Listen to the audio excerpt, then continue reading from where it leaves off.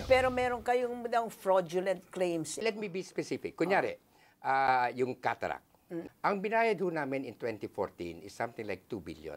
No, 2 billion ho. Ngayon, yung chinecheck ho namin yung datos, yung records, lumalabas nga dun sa 10 pinakamataas naming ambulatory surgical clinics, nagtataka kami kung bakit siyam out of the 10 ay puro eye centers. Yan ang isang ano namin. Ano? Tapos hindi lamang yon. Talagang kung titignan mo, ikukompara mo yung mga eye centers na to, malaki ang kanilang inangat na mga na pinapa-reimburse sa PhilHealth. So, in other words, we're not saying fraudulent kagad yon. But what we are saying is that kailangan natin yata itong imbestigahan. Kasi ang mga matatanda, I know, my husband has done it, so many of my friends have done it. Ako, I'm supposed to go for a cataract because that is yung sakit ng mga matatanda, cataract. We don't deny that ho. No? We don't deny that. But ang problema is that yung bang hindi kasi nga meron mga iba o dun sa ay naghahakot ng mga pasyente.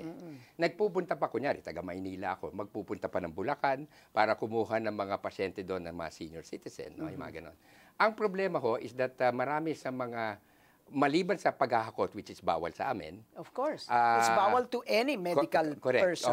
So yun, tapos lumalala na yung problema in the sense na meron isa nga na dapat kaliwa ang kanyang trinit, ang trinit ay yung kanan. No, imagine, meron mga iba na bulag. Meron mga iba na kulang ang post-operative and post-pre-operative care. Usually yung mga ordinaryong mga doktor, I think, has an average siguro, basta hindi lalampas ho yan ng mga less than 50 cataracts in a given month. No? Okay. Doon sa mga ini-examine namin, mga iba, 1,000. 1,000 cataract operations in a month? Oh yeah. Oo. Meron hong ganyan na kaya nga it's a show of concern sa amin dahil malaki ho ang binabayad namin diyan, ano? Naglabas ho kami bagong patakaran saying that ang bawat ophthalmologist cannot operate more than 10 cataracts a day or a maximum of 50 cataracts a month. So kung kunyari ang isang doktor ho ay nagsampo ng 5 araw sunod-sunod, no? Di naka-50 na siya. For PhilHealth. As far as we reimbursement, you can still do cataract pero wala na kaming reimbursement sa inyo.